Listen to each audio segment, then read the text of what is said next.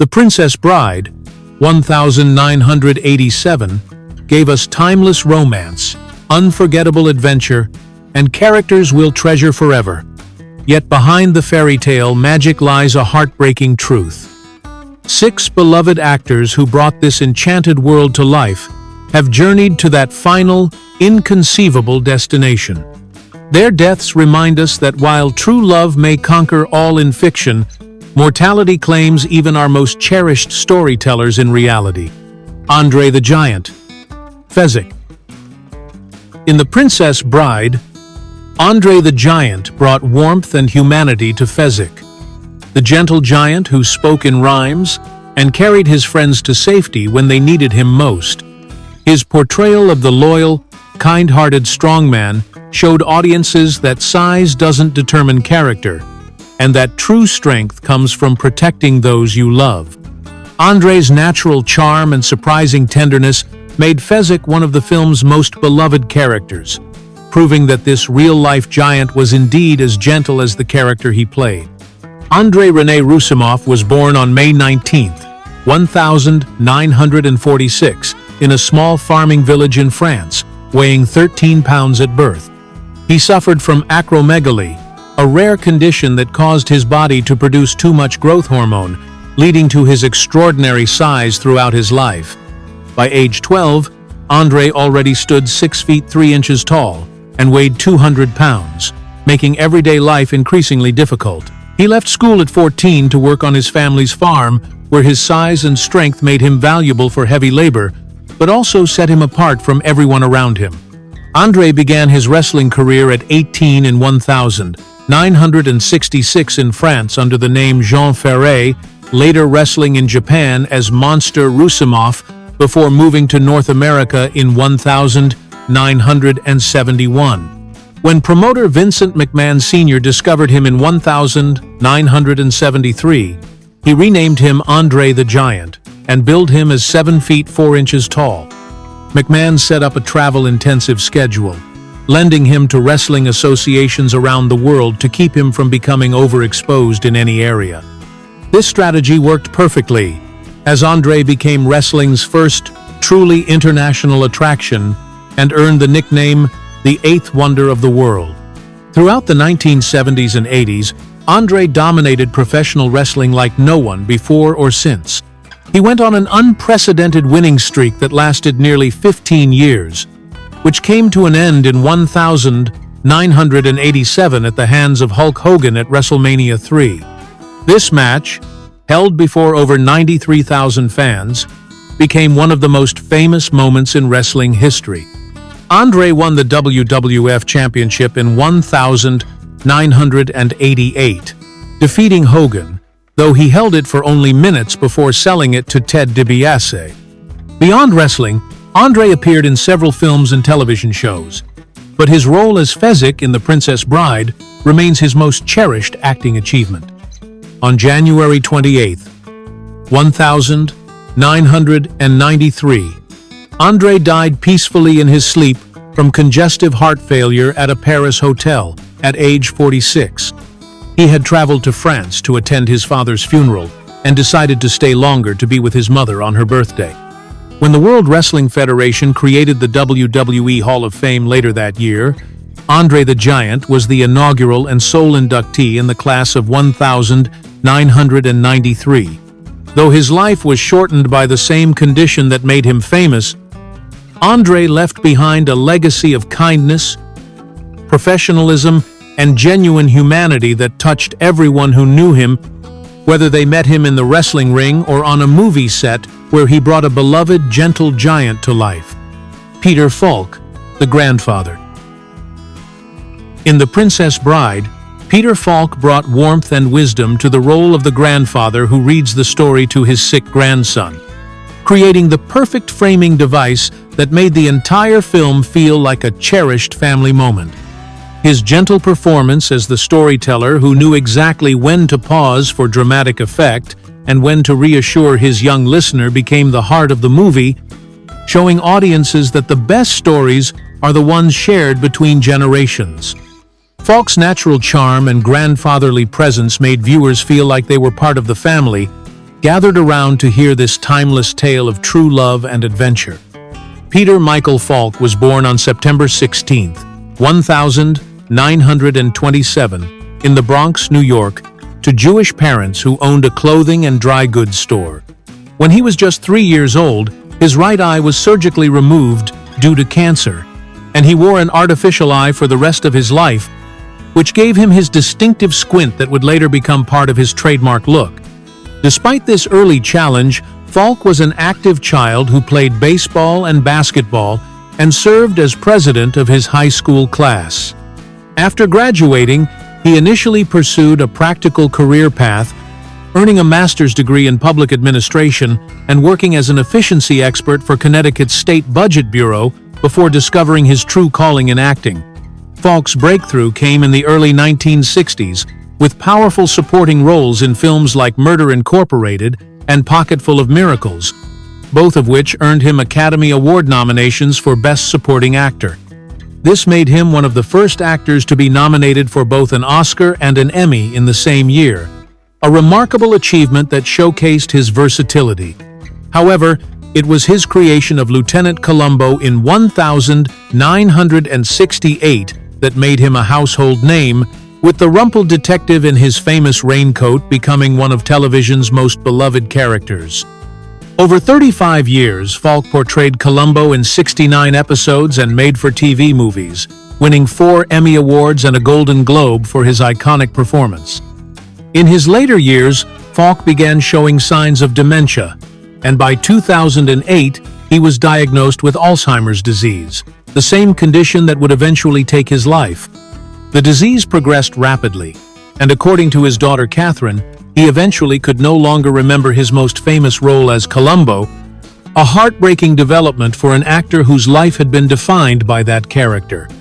On June 23, 2011, Peter Falk died peacefully at his Beverly Hills home at the age of 83, with pneumonia and Alzheimer's disease listed as the causes of death. Peter Falk left behind a legacy that extends far beyond his famous detective character, having shown audiences that great acting comes from finding the humanity in every role, whether playing a cunning criminal or a loving grandfather. His ability to make even the smallest parts memorable, combined with his natural warmth and intelligence, made him one of television's most treasured performers, and his gentle presence in The Princess Bride reminds us that sometimes the most important stories are the ones we tell to the people we love. Willoughby Gray, the King. In The Princess Bride, Willoughby Gray played the elderly King of Florin who appears only briefly in Buttercup's nightmare about her wedding to Prince Humperdinck, yet his presence brought dignity and gravitas to the royal court. Though the king's death is announced in the dream sequence as part of the political machinations that allow Humperdinck to claim power, Gray's portrayal gave the character a sense of wisdom and kindness that made his passing feel like a genuine loss for the kingdom. His regal bearing and gentle demeanor in just a few moments of screen time showed why audiences would mourn this fictional monarch, demonstrating Gray's ability to create a memorable character with minimal dialogue. John Willoughby Gray was born on November 5, 1916, in London, England, the son of John Gray and Mary Henderson. His early life was marked by tragedy when his father was killed in action in Iraq soon after Willoughby's birth, leaving his mother to raise him alone. In 1918, when Willoughby was just 2 years old, his mother remarried Lieutenant General Henry Pownall, giving the boy a distinguished military stepfather who would influence his later service. This early loss and the military atmosphere of his childhood would shape Gray's character and his eventual dedication to serving his country during World War II. When World War II began, Gray enlisted and served with distinction in the GHQ Liaison Regiment, also known as Phantom, a specialized reconnaissance unit that operated behind enemy lines. For most of the European campaign, he commanded a reconnaissance unit with the 11th Armored Division, leading dangerous missions to gather vital intelligence that helped Allied forces plan their operations. His exceptional courage and leadership during the campaign earned him the Military Order of the British Empire, with his official recommendation praising his outstanding success in commanding divisional patrols and his complete disregard for personal safety.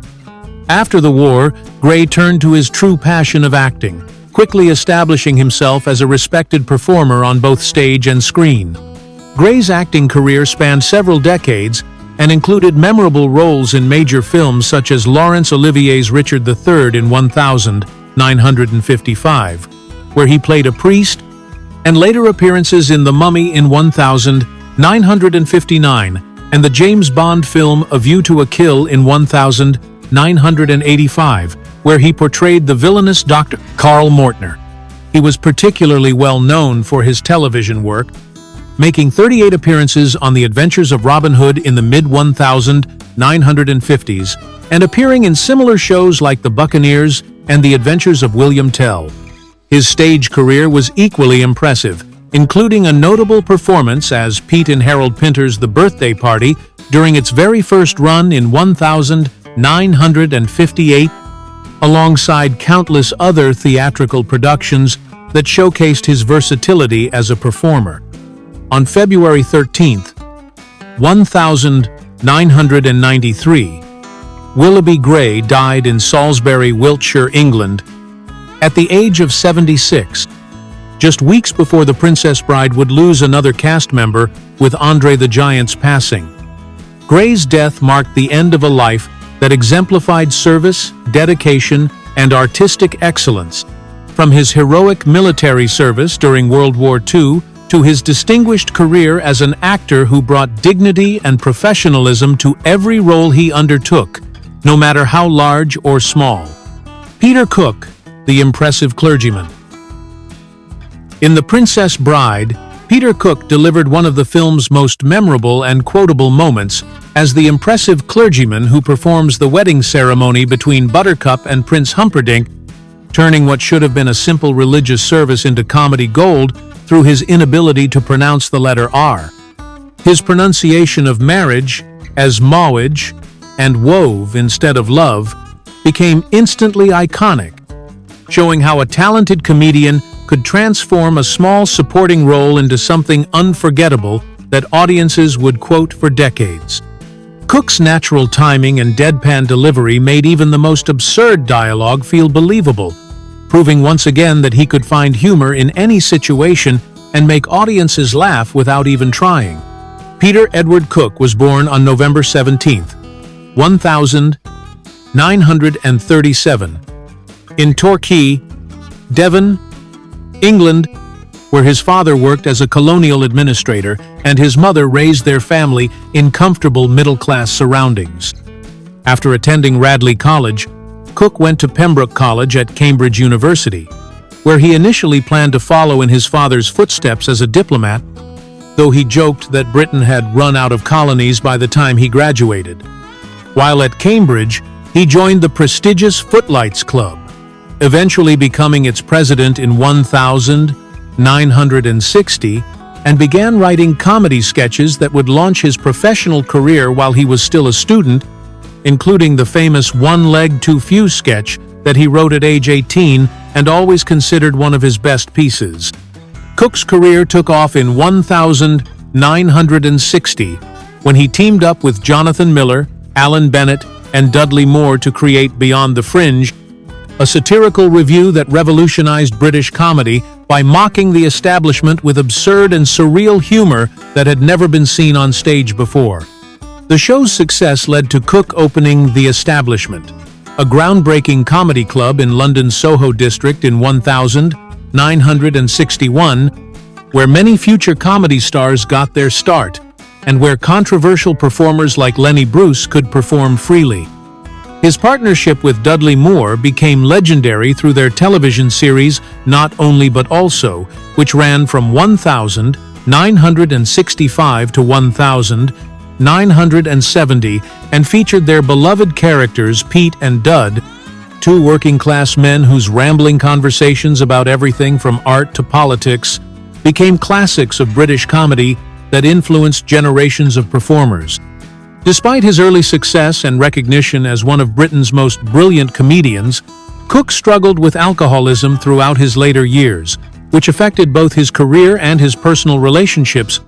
including his partnership with Moore. By the 1990s, his drinking had become a serious problem that contributed to his declining health.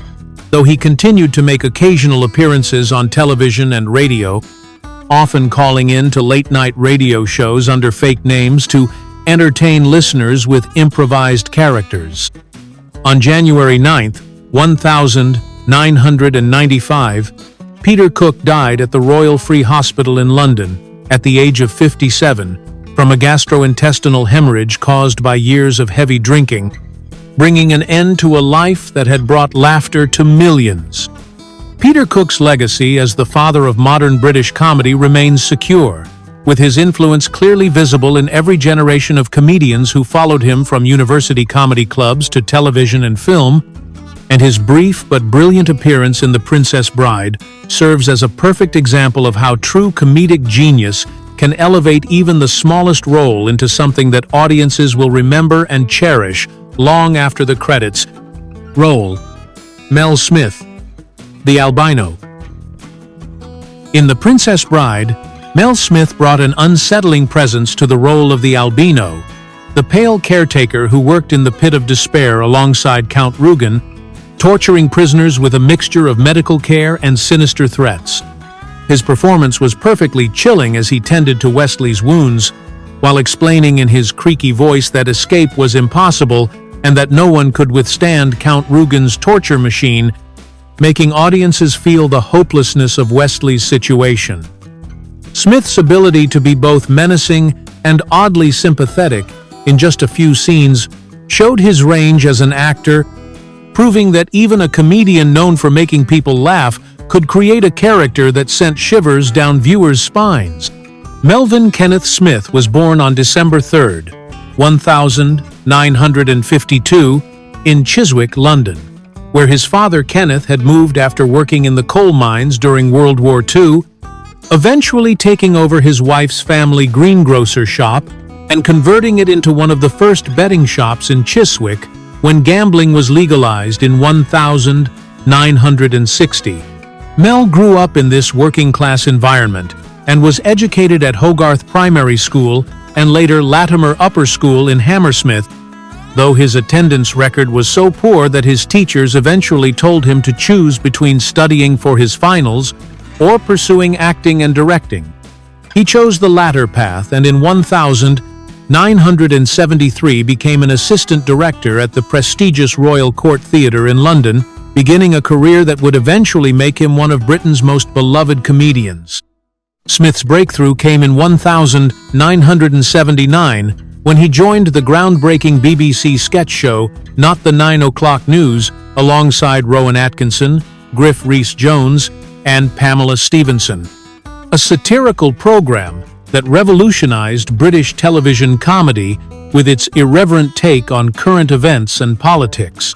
When that show ended in 1982, Smith and Jones formed their own partnership, creating Alas Smith and Jones in 1984, which became one of the most popular comedy shows on British television and ran for 14 years until 1998. The duo's famous head-to-head segments, where they sat facing each other and engaged in absurd conversations, became a hallmark of British comedy and influenced countless performers who followed them. Beyond performing, Smith and Jones founded Talkback Productions in 1981, which grew to become one of the United Kingdom's largest producers of television, comedy, and light entertainment programming, creating shows like I'm Alan Partridge, Da Ali G Show, Never Mind the Buzzcocks, and They Think It's All Over. Smith also directed several films, including The Tall Guy in 1989, Bean, The Ultimate Disaster Movie, and Radioland Murders, though his directing career had mixed results compared to his success in television comedy. He appeared in numerous other productions over the years, including a memorable Christmas hit single with Kim Wilde in 1987 called Rockin' Around the Christmas Tree that reached number 3 on the UK charts. On July 19, 2013, Mel Smith died suddenly at his home in northwest London from a heart attack at the age of 60, shocking the comedy world and his many fans who had watched him entertain audiences for over 3 decades. His comedy partner, Griff Rhys-Jones, led the tributes, describing Smith as a force of life, with a relish for it that seemed utterly inexhaustible, and calling him a gentleman and a scholar, a gambler and a wit. Words that perfectly captured the warmth and intelligence that Smith brought to everything he did, whether making audiences laugh or creating memorable characters that stayed with viewers long after the show ended. Marjorie Mason, the ancient boor. In The Princess Bride, Marjorie Mason delivered one of the film's most memorable and haunting performances as the ancient boor, the elderly woman who appears in Buttercup's nightmare to condemn her for abandoning true love and marrying another man. Her fierce delivery of lines like Queen of Refuse and Queen of Slime, the Queen of Filth, the Queen of Putrescence, while repeatedly shouting, "Boo!" created a chilling moment that perfectly captured Buttercup's guilt and self-doubt about her choices. Mason's ability to transform from a seemingly frail old woman into a terrifying voice of conscience showed her remarkable range as an actress, making the ancient boor a character that audiences would never forget, despite appearing in just one brief but powerful scene. Marjorie Eileen Mason was born on September 27, 1913, in Hackney, London, where her parents, Harry and Nina, ran a small theater company that performed at East End working men's clubs, giving young Marjorie her first taste of the entertainment world. She launched her acting career at just 14 years old and was soon competing with her own mother for the best female parts in their family productions, showing an early determination and talent that would carry her through decades of professional work. During World War II, she was recruited by the Entertainment National Service Association, known as ENSA, where she served as a commissioned lieutenant entertaining troops, a role that gave her both financial security and the unusual experience of being saluted in the street while wearing her army uniform.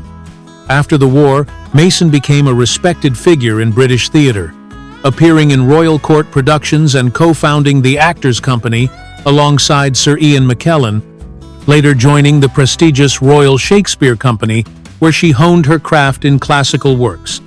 In the 1960s, she served as artistic director of the Repertory Theatre in Bangor, County Down, Northern Ireland, helping to develop new talent and produce innovative works for regional audiences.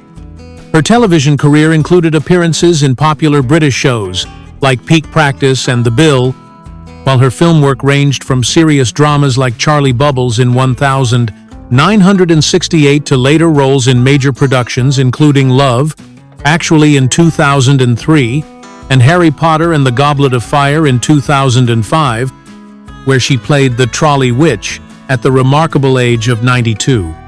Mason was also known for her political activism and adventurous spirit, joining the Communist Party in 1951 and remaining committed to left-wing causes throughout her life, even refusing to leave the party after the Soviet invasion of Hungary in 1956. She maintained an incredibly active lifestyle well into her advanced years, learning to scuba dive and earning her diving certificate at age 81, swimming 5 times a week at Swiss cottage baths until she was 99. And continuing to work as an actress into her 90s, making her final stage appearance at age 90 in 2003. On January 26, 2014, Marjorie Mason died peacefully at her home in Swiss Cottage, Camden, London, at the extraordinary age of 100 years and 120 days, making her the first Harry Potter cast member to reach the century mark. Her life represented the very best of British theatre and activism, showing that age should never be a barrier to pursuing new adventures or standing up for what you believe in, whether that meant learning to dive in your 80s or delivering a performance so powerful that it would terrify and delight audiences for decades to come.